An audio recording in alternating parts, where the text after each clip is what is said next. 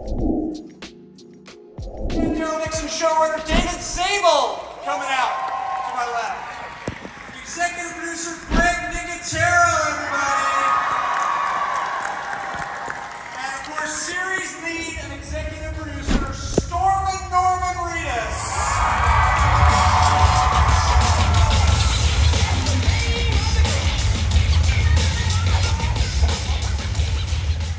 All right, let's just get right to it. We need to talk about Norman. We need to talk about seeing Melissa McBride take down that biker in that final scene there. And look, I'm just going to ask you the question that everybody in this entire room wants to ask you. Will you marry me? Wait, what? No, that's not. Maybe. Embarrassing. Sorry about that. No, the other question everyone wants to ask you in this room. What does that mean? What does that scene all mean in terms of possibly seeing more Melissa and Carol on this show in season 2? Well, yeah. Oh, thank you. So are you. Thank you so much. Hey, wait a minute. He's got better hair. But back to the news. My good friend, the talented, beautiful Melissa McBride, will be a series regular. We couldn't be more thrilled. So, hell yeah. Wow. Breaking news! Melissa McBride, series regular in season 2 of Daryl Dixon. Right? Give it up for Melissa McBride. Woo! Right. Let's let her hear us from here. Greg, you've worked with Melissa since day 1 of the Walking Dead. What's it like to bring her over into this new story? It's amazing. You know, Melissa and I met on The Mist, and that's why Frank Darabont cast her in the show. She had like a really small part and did such a great job that he brought her sort of out of, she was doing casting, wasn't even acting a lot, and brought her onto the show. So we're beyond excited. It's amazing. I want to get to the other big thing at the end there, Norman. You know, about seeing Daryl at the end. What's going through his mind there? He's got the boat on one side, he's got Laurent on the other. It seems like, I mean, that's a hell of a choice to make, and it seems like the whole season has been leading up to that choice in terms of the whole sort of concept and definition of what is home. So what can you say about him as he's standing on that beach? I think he's you know, home is where the heart is, and he's starting to open his heart up to these people a bit and starting to get to know them. But it's very Walking Dead to like just get almost there, you know, and have it pulled away from you. I don't think he was expecting. I tried to do a little bit of a smile on my face as I sort of fought my way to the boat, and it's going to happen. And I didn't expect to hear his voice. But you know, there's something about that cast and those people and those characters where I'm kind of feeling like that myself in real life. But you know, it's he wants to get home to his people, and he's sort of finding a family there where he didn't expect it. You know? And that's kind of what we talked about from the beginning as being sort of the central premise of the show, was what happens if in trying to get back home to the people that you love, you find yourself belonging also somewhere else. You find it, you start to form another kind of home somewhere else, and what's that dilemma like? And that's where you are on the beach at the end. And Lo-Sang kind of says it in that scene into him. You know, that was always sort of the thing that we talked about from the beginning as being the central emotional challenge. It's like, I just want to get home. I don't want to form connections. I don't want to belong here. I belong somewhere else. I got to get back there. And in the context of trying to do that, the character finds himself, you know, almost against his own will, forming bonds, forming connections that make it tough. It's funny because, you know, you have Daryl on one side, Laurent on the other side, and you two in the middle. Yeah. Which was the perfect segue. That's like such a dad joke. Well, very much what. Well, it's funny you brought up the music, because like I was really drawn to the music, the orchestral kind of score before the other music, and it sort of gets to something that really intrigued me. I don't know about you all, but really intrigued me the most about season 1, and something I really want to get into. And David and Scott, I'll let you guys sort of lead this off here, is just that the show is so different from the original series, and like not just in terms of the location of France, but like just in terms of the look of it, the music that's used, the scoring. Even Daryl, what I say shows sort of like an emotional range maybe and some shades we haven't seen before. So what were the discussions like as you guys were putting the show together, all of you, in terms of like, how do we make this show feel different while also keeping the original DNA of The Walking Dead? Right, but that was exactly the mission. The mission was clear, it was simple, but not easy, and it was to uphold and maintain the standards of The Walking Dead and the universe that has been created to such a high level of excellence for many years, and yet to sort of broaden the aperture and widen the scope. And those were the conversations all of us had there. And so in my head, it was always the same but different, old and new at the same time. I mean, one of the very, very early things was France. And that seemed to be like a blunt instrument in sort of shaking things up. And I remember talking to Norman about it, and I didn't know how it would land. And I don't know if you cheered or you. I mean, I was excited. Melissa was excited. We were all excited. You know, you're gonna drop this redneck in Paris. Like, how am I gonna figure that out? I was so different. Yeah, I mean, you can see from the wardrobe and just the cinematography. Like, everything's so different on this show. I wanted to do something fresh. Melissa wanted to do something fresh. You know, I was like day one, I'm like, how am I going to play Daryl with a scarf on? Like, how am I going to figure that out? Suspenders. Suspenders. Yeah, and suspenders. Suspenders on a scarf. And we made it, you know. Remember talking about that because he ends up at the Abbey in episode 1, and he's got to change clothes because he's been in the ocean for a few days. Yeah. And he said, what am I going to wear? And I said, you're going to wear the priest's old clothes. Yeah. Whatever clothes the priest has around, because that's the only man's clothing that's there. And I wanted them to be like as old man as possible, you know, and I just wanted to try different stuff. Like, everything's so different. The cast are so good, and our crew is so good. It's wild to work in France because, like in America, like in Georgia, we were like bang, bang, bang, bang. Like we had like 3 cameras and 4 cameras going at the same time. It was like insane. But in France, like you'll do one take, and then they'll stop and roll a cigarette and talk about it. And I'm like, what are we waiting on? And then I found out, you know, I think through David, I think through you, what they were saying, and they were saying, well, what story are we telling with this camera move? And I was like, what? Just keep talking. Take your time. and you can see the shots are so beautiful, and the crew are so excited to be working on the show. It's really refreshing. It's great. And they were huge fans of the show too. You know, I mean, the show has a big following, obviously here, but overseas, you know, the fans don't have the access to The Walking Dead that you guys do in terms of the panels and things. So when we went over there, people were so excited to be on set. You know, the first time we brought zombies on set, everybody stopped what they were doing and applauded. And they were like touching the zombies like, is that real? How do you do that? And it was really nice because in Georgia, after 12 years, we're like, all right, bring in the zombies.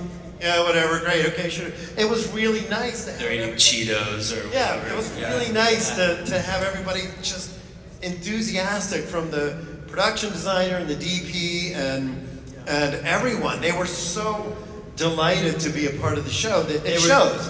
Every ounce of enthusiasm shows on the screen. You know, they were so obsessed with zombies at times and they were great. Obviously, what Greg did on this show is amazing. It's, you know, another step beyond all the stuff he's done before. But there were times where I would say, especially to effects guys and some of the crew, I'm like, that's great. I know you're into the zombies, but we're shooting an intimate scene over here, so we still need to like keep the cameras going and let's film over here.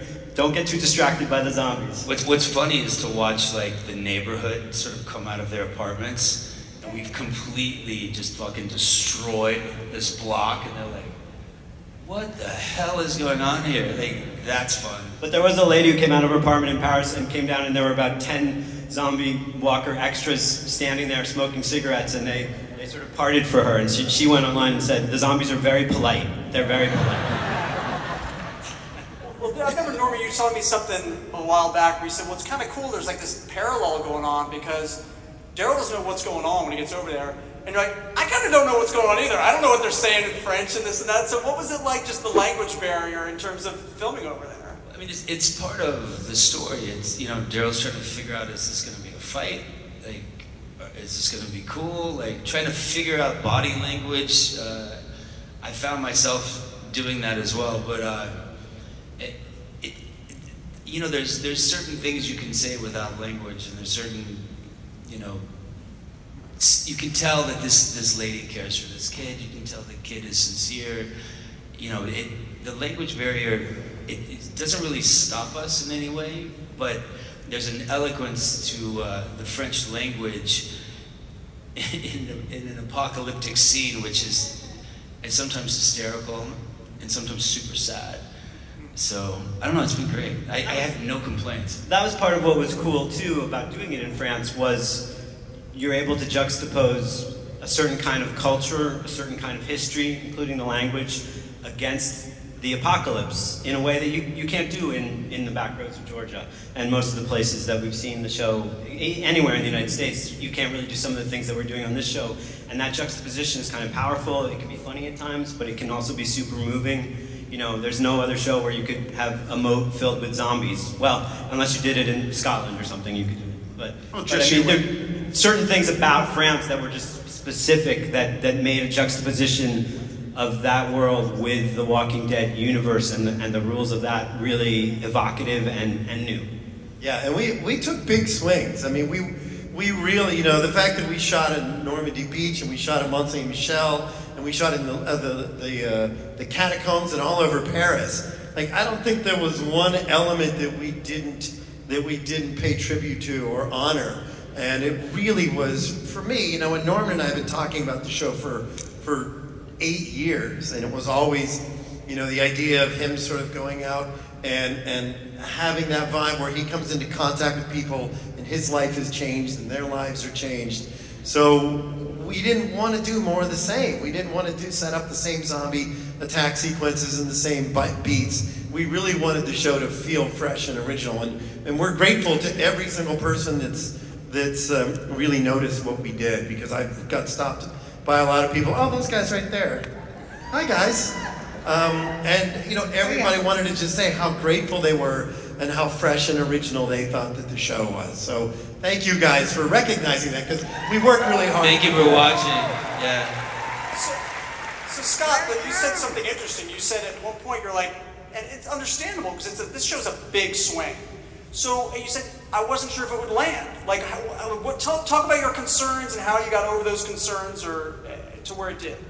Yeah, I mean, it was the kernel idea of all this, and David took the ball and ran with it and evolved this into this amazing story with this amazing characters that honor, you know, the story values of The Walking Dead. But France was just the first core idea, and it's, you know, we had this machine in Georgia that we knew exactly how to make the show. We did it in a very specific way, and we developed these people over 12 years, this incredible crew that became like family. And so, first telling AMC, that was a nerve-wracking thing, because it's completely out of their comfort zone, it's completely out of their country.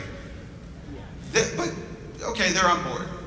But then, Norman and Melissa, telling them, like, it's all up to them at that point. It's, if they don't want to do it, we're not going to do it. And Norman cheered on the other side of that Zoom, and Melissa giggled. And so, okay, now then it was getting real. And I'll just say, you know, when you make TV and you see a show in New York, sometimes it's in Toronto, or sometimes it's in Atlanta with a big LED screen. And you know, some people are getting nervous about France at this time. They don't know about making shows in France. And, you know, things are being bandied about. And that's when Norman came into play. And as things drifted away from Paris, you know, like Ireland for Paris, or Georgia for Paris, Norman was not having that.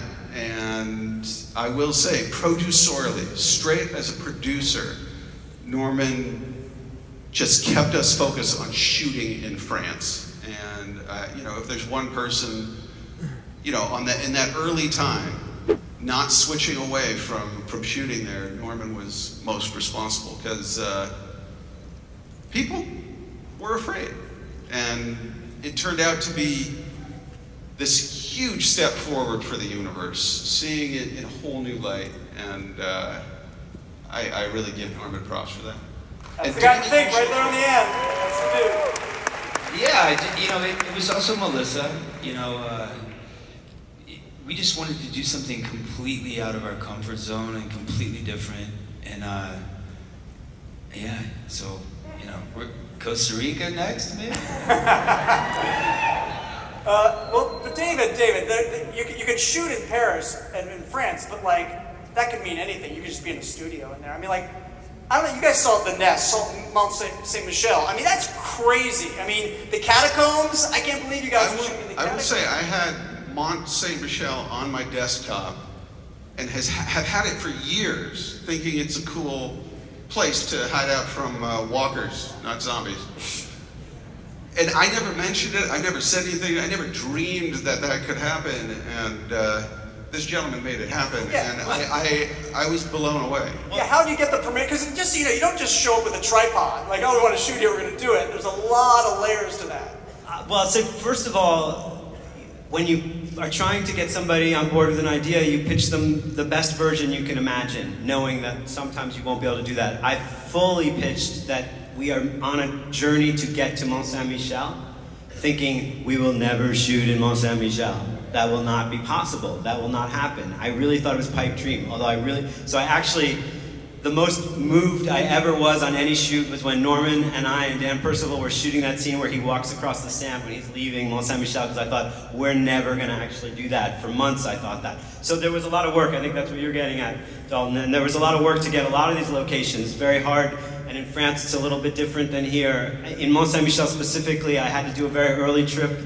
Just our location manager and me, we went to Mont Saint-Michel, and I had to schmooze the sort of mayor of Mont Saint-Michel and schmooze the head of security in Mont Saint-Michel. You slept with them both. And what? Nothing. What did you say? There's a lot of echo on that. Yeah, there's a lot. But they were into it. But the funny thing is, they were into it, but my selling point didn't work, because I said, listen, people in America specifically, and other places, but in America, are going to see this, and they're going to want to visit Mont Saint-Michel, and you're going to get a burst of tourism. And the guy was like, we have enough tourism, we don't really care. We don't need more. We're good. We don't need more. Yeah, they were really like, we're good. And I'm like, that's all I got. That's all I got. And I will say, without giving anything away, you continue to find locations like that. There are places that you're going next season that I just cannot fathom. There are literally some convenience stores in Georgia we had some trouble with. And there are places next season I just can't imagine how you got in there. And it is, so it's beautiful to see, but it's also important story-wise, like we were getting at before, because it is about using the environment as part of the story and letting that really be part of what Norman's character is moving through and reacting to and being affected by. And then in season 2, Melissa as well. Well, let's talk about one of the other things that we love seeing on our screen, and that's walkers. So Greg, you have like acid-like walkers, you got like, I don't know, super walkers being injected with mysterious stuff, you have musical walkers at one point. Just talk about like what you wanted to create for the show with the look of the undead. Well, you know, I was really proud of David and the writers, because the idea is, you know, you always struggle with the idea of keeping the zombies scary. If you can kill them off too easily, then they become less of a threat. They're not as scary. But our mission out of the gate was to make them thrilling, to make them different. So, you know, we pitched a whole bunch of ideas. You know, the burner zombies have a little sort of homage to Dick Smith and Scanners, where you see these big veins going, and the amped up zombies that get shot with the fluid. You can see the little black veins growing. It gives you a little sort of Sam Raimi, Evil Dead vibes. You know, we changed the lenses to, the burners have like a bright blue, like their eyes are on fire, and the amped up zombies have black contact lenses. I don't even know if you noticed, but in that last scene where Daryl fights the zombies in the arena, all their teeth were filed to sharp points, so they had pointed teeth. It's something that you don't really draw a lot of attention to, but that was something that we did. So the idea that we're adding more and more layers to these zombies, and they all play a big part in the story. It's not just, oh, we need a cool zombie here. It actually has something to do with moving the story forward and involving the characters and involving a lot of that stuff. So it was really a lot of fun for us, and you know, we had a great time. The orchestra between us and Clovis, the production designer, came up with some really great stuff, and it was just something different. And I remember we built all these puppets and we did all these cool makeups, and there's like a Hellraiser style, there's a Silence of the Lambs guy whose skin is all flayed open. Yeah.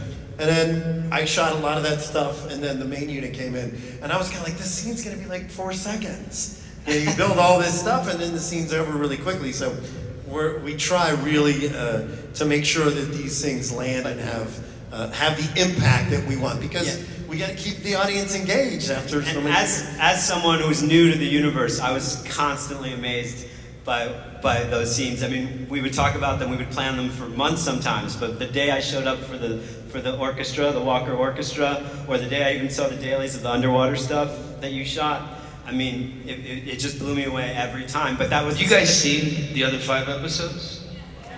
Yeah. We can run all 5 right now. Yeah. Surprise. Anyway, I like it. But the standard, just to finish that idea, the standard that Greg and I and everybody was trying to apply was make them a real threat, a real genuine threat in a new way, in a different way, and also make each of these sequences matter narratively. Don't have a token sequence. Yeah. You know, make every one of them advance plot and character as much as we can, so that it's never just like, oh, let's throw some walkers at the problem. Well, and it was kind of funny because when I got there, I said, look, you know, I'm not directing any episodes in season 1, so, you know, I'm here to shoot second unit. Like, put me in. I'll go shoot whatever you guys need me to shoot.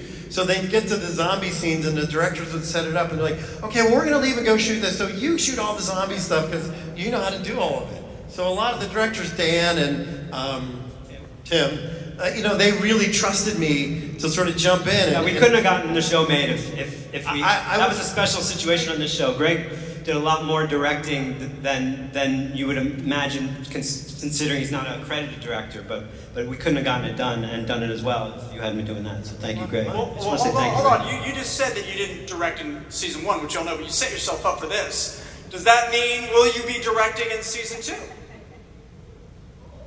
Yes. Hey, there it is.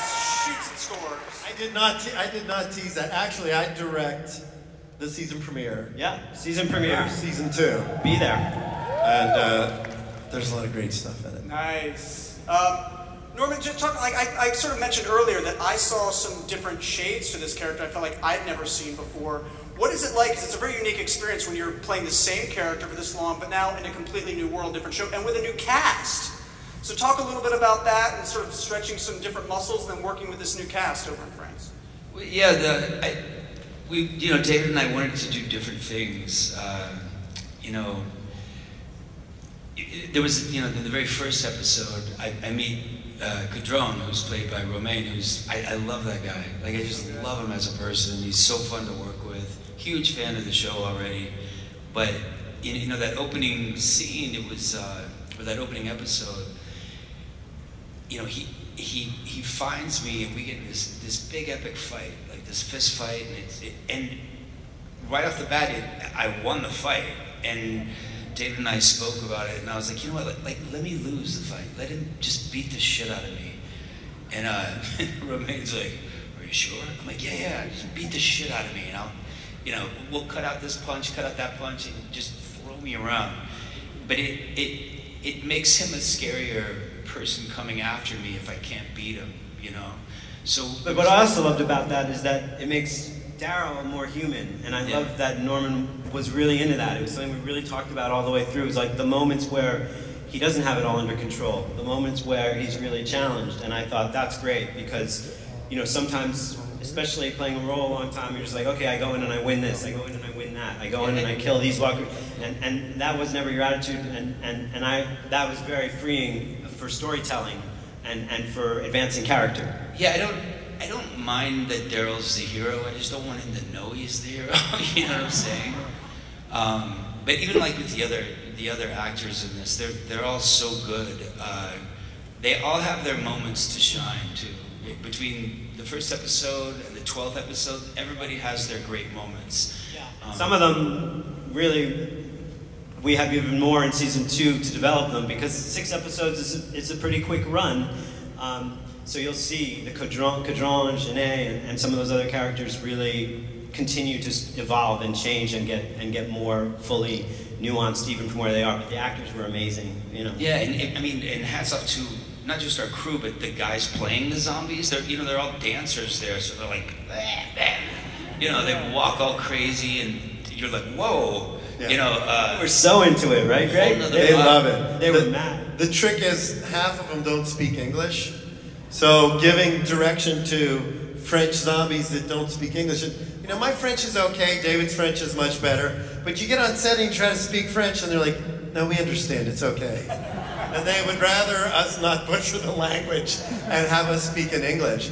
But yeah, I know, I mean, one of the things that I always take away from watching the show is it feels like the first season of The Walking Dead, when you have that small group of people, and that was where the DNA was, and that's what we wanted to really go back to. We don't have 22 characters that we have to service. We have a core group of people, and each one of them shines like a diamond. And you know, even in this last episode, the little looks between Norman and Clemence, the little smiles and the little raising the glasses. There's such powerful, sweet moments where they're both, and we never really had a lot of opportunity to do that on the other shows. So those moments really land, and they're so powerful. That was a lot of Dan Percival. He really set the tone, creating a very emotional, sort of romantic, not romantic like lovey-dovey, but romantic sort of ballet. Like, he's just like that as a person already. Everything moves him. He finds beauty in the smallest little things, and he really set a really beautiful tone. Yeah, Dan. I mean, Dan did 4 of those 6 episodes in this season, and we'll do 3 of next season. And he's, you know, he's a huge part of why the show looks the way it looks and feels the way it feels. But he's a director I met with, and the minute he walked in, I said to Brian, who works on the show too, Brian Bachrath, I said, that's the guy, because he just immediately understood what we needed to do to be consistent with the world that we were coming out of, but give it a new visual flavor, a new visual flair. He understood that, and he understood how to do that in France, and you know, a huge part of it. Well, it's great because there's elegance and grace and romanticism in Europe to begin with. So to be able to take some of that and inject it into the show makes a huge difference. So Scott, you have all these Walking Dead shows happening now in different cities and different countries. So how much interconnectivity is there? Like, we saw there's connection to Walking Dead World Beyond here, right? In terms of what's happening with these experiments with these walkers. So will what's happening to Daryl over in France, is that going to impact, you know, Negan and Maggie in New York, or Rick and Michonne? We heard Carol the other week say something or someone came back that seems to maybe reference something that's happening in the States, but how much interconnectivity are we going to see? I mean, you know me. I'm not going to tell you, but I guess maybe some. That is the most Gimple answer Sorry. ever. Maybe period some.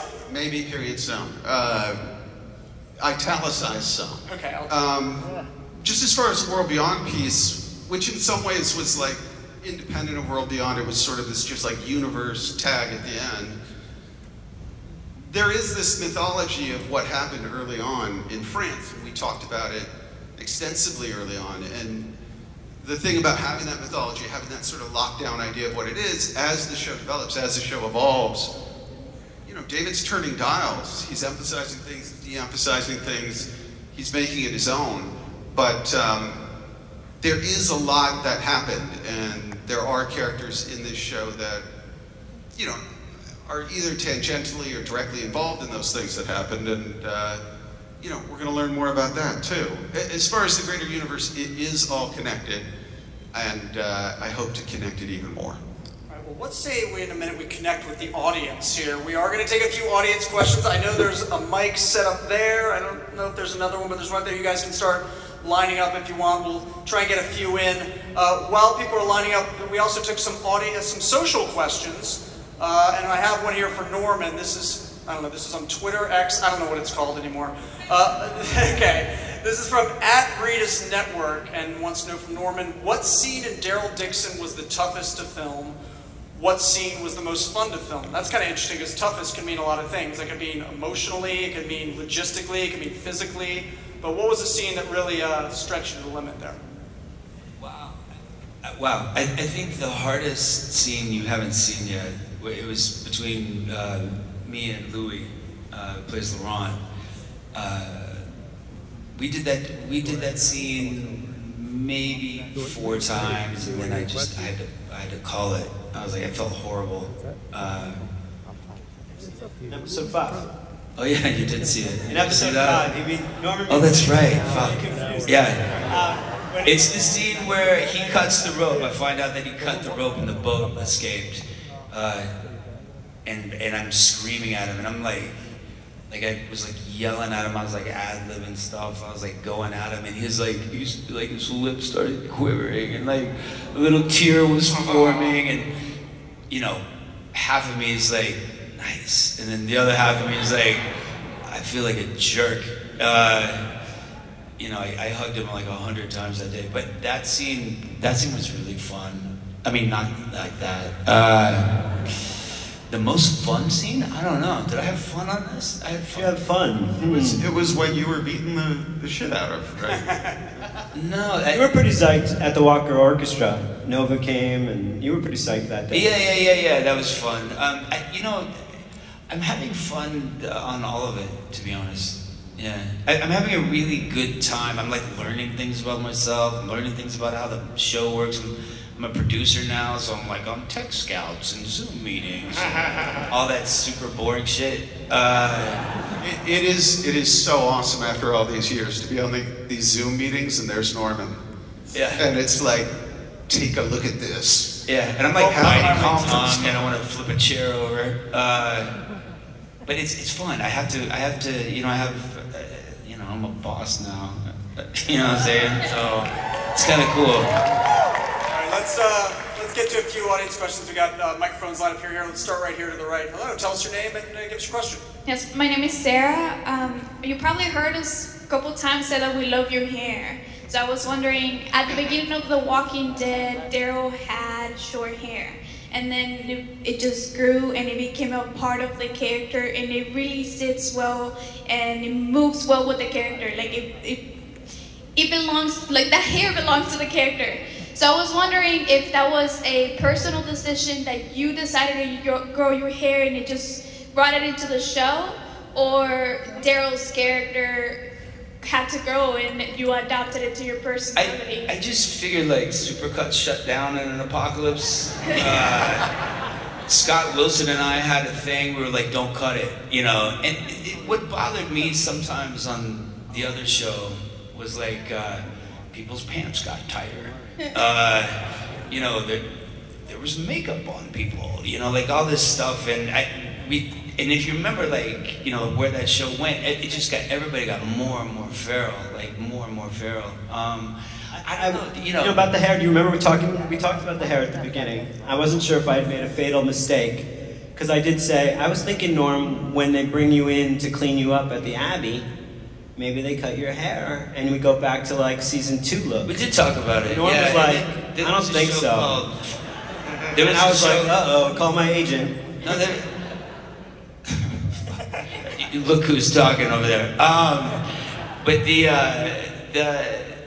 there was a show called Felicity. I don't know if you remember this show. Yeah. And this sort of came into the discussions. Like, supposedly she cut her curly hair off, and then the show went downhill. And the girl freaked out, and David Russell had to apologize to the world. And, like, it just kind of put the fear in me for a second. You know what I'm saying?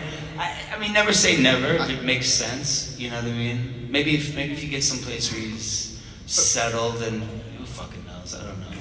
I will say, just season 4, your big push, season 4 of The Walking Dead, you were like, in the prison, I want to walk up to a mirror and cut my own hair. Yeah, I did then. At that point I did, but then the story changed, and I'm like in the woods and I'm savage, and it didn't make sense. You know, we've talked about it like a million times, like, you know, Zabel and my mother. Well, personally, I love it. I think it goes with you really, really well. Oh, thanks. I realize now that you're asking the question, I'm so glad I didn't talk him into cutting his hair, because you would all be so angry, it appears. Like, there would be a lot of hostility in the room if I had won that argument. Yeah, I mean, it's sometimes I think about it just on a personal level, because I just look better covered in blood. You know what I mean? You know, so who knows? Maybe one day, who knows? All right, let's get another question over here. Let's move on. We got a long line. Yeah, go ahead, sir. Hi, Norman. I want to thank you for something awesome that you did. Oh. You might remember a woman named Susan Whitred, my old veterinarian, who ran the Paws Project. Yeah, I think I kind of do. You did a video for her. See, she led, was part of leading this effort to criminalize declawing cats in New York, which meant a lot to me because I had a cat who I got declawed when she was young, and I asked the vet. I hear people say, you shouldn't do it. Why? Because I had a cat that was declawed and she seemed to notice. And they said, well, later in life, sometimes they get like arthritis. But I'm gonna speed you up here a little bit. I'm sorry. I'm a great cause. I got 3 cats. I'm with you 100%, but we got a lot of people waiting. By the way, my cat lived to 23 and was in agony. So she filmed it, Susan, and thank you so much. Yeah, I've seen the rats in New York. I'm not going to take the claws out. Beauty. All right, thanks so much. Appreciate it. If you have a question, tell us your name and ask your question. Yes, my name is Joseph. I was curious, like, after all these sequel shows, I'm thinking some point it's all going to come together. Would y'all revive the Walking Dead series, or will y'all do a different sequel type of It's interesting, Scott. A lot of shows sort of end and then come back. We see that all the time these days in terms of the Mothership show.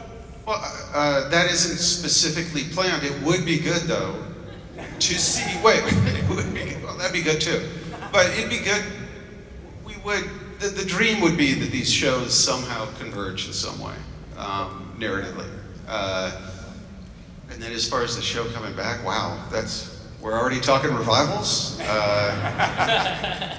Yeah, I'm not against it. Yeah, he doesn't answer anything. All right, thanks for your question. Go right over here. Hi, my name is Brennan Wong, and I got a question for Norman Reedus. So, at the end of the season finale, well, somewhat at the end, when Norman was looking at, I keep mispronouncing his name as Lamont or whatever, between Lamont and the boat.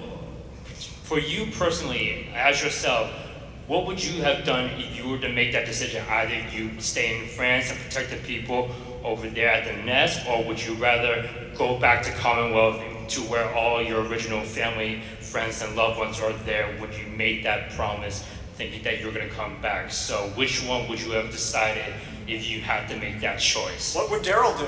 Or what would Norman do? What would Norman do? What would Daryl do? I mean, you notice, like, behind him, all those walkers are standing up. Like, I kind of couldn't leave him there. You know what I mean? He'd be baloney. Yeah. But even if the walkers weren't there, like, would you still make the decision of going back to Commonwealth, or just stay in France with the people at Nest? Maybe I'd grab him and take him with me, since there's a bunch of people trying to kill him. That works. Yeah, that works. You know what I'm saying? Yeah. All right, let's get that would make sense. Over here with the bride here. Let's see what's going on. You look cool. What's your name? Annalise. Annalise. What's your question?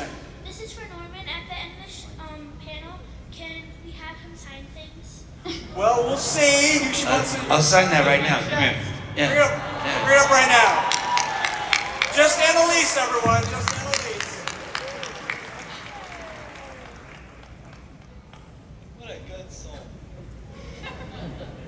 Thought he was going to marry me, now he's going to marry her. She's dressed for it already. It's all set. Look at that. Look at that, everyone. Awesome. Don't sell that. All right, listen. We can't do any more questions, but I do just want to give a shout out to Carl and Negan over here. Yeah. Yeah. All right, Carl, give us one question, Carl. All right. I want to know. My name is Will, and I want to know how it's been growing with your character. You know, having The Walking Dead end, and then coming back for this sequel. How has that been for you, Norman? It's been, you know, I'd never really done television before this, and you know, I ran into a friend of mine the other day who lives here in New York, and he's like, dude, I remember when you were like, hey, I'm gonna be in Georgia for probably like 4 weeks or so, come visit me.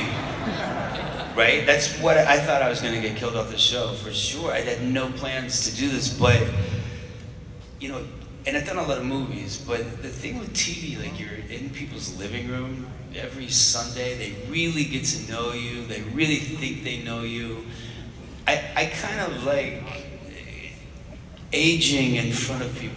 And I kind of do. It's kind of like this crazy social experiment for me. You've aged like wine, if it helps. Yeah. Wait, what'd you say?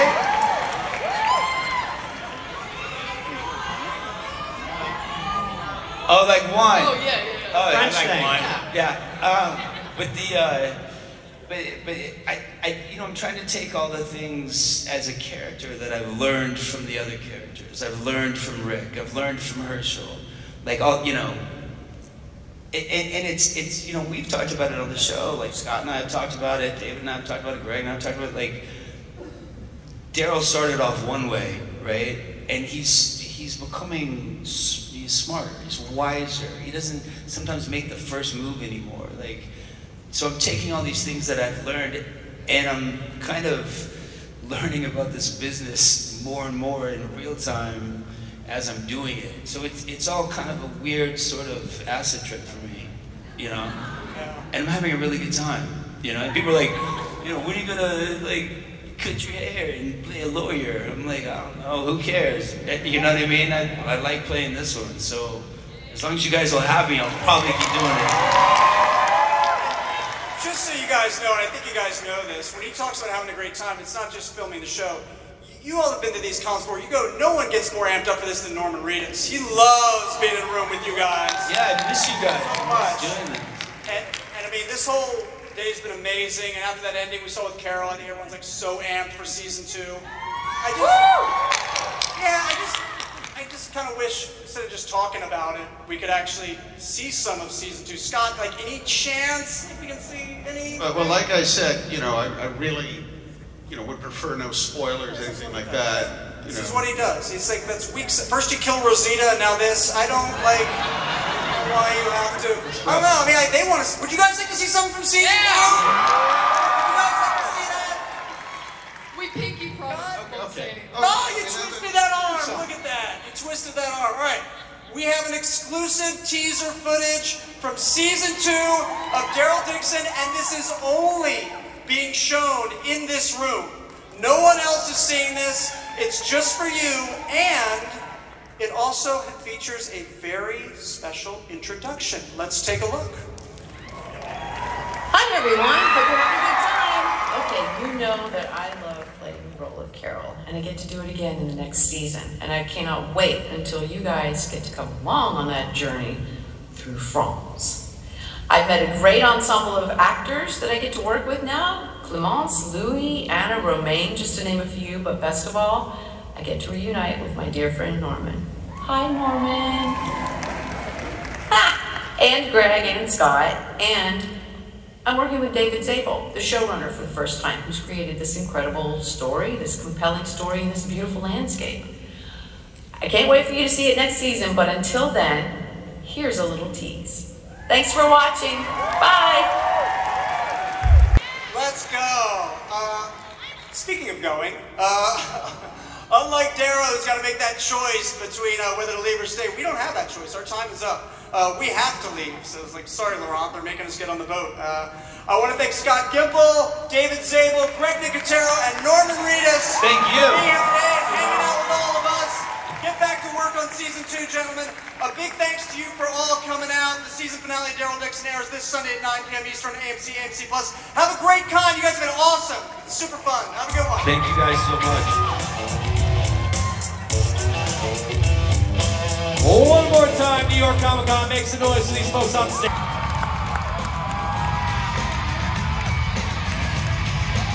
What's up? Hello, man. New York Comic Con. Wow. How you guys doing? Wow. Oh yeah. Yeah. Hi. Hello. First off, I want to say, call me. Yeah. I don't know who said that, but call me. A very large thank you, very grateful to AMC for signing an interim agreement with the Screen Actors Guild that allows us to be here, working together, going back to shoot in France the rest of season, the next season. But tonight, there's a very special thing. You guys are gonna watch the finale episode. The first people to see it, I think, ever. So I hope you guys like it. The show under David Zabel has just been fantastic, and Greg and Scott and everybody, and it's been a real joy. So I know you guys are gonna like it. So I love you too. Yeah. That's it. We'll be back. You're gonna get a lot more Norman right afterwards on the big panel, and Yeah. I love all of you. Thank you for coming. I hope you enjoyed the show. Yeah. Enjoy the season finale, Daryl Dixon, right now.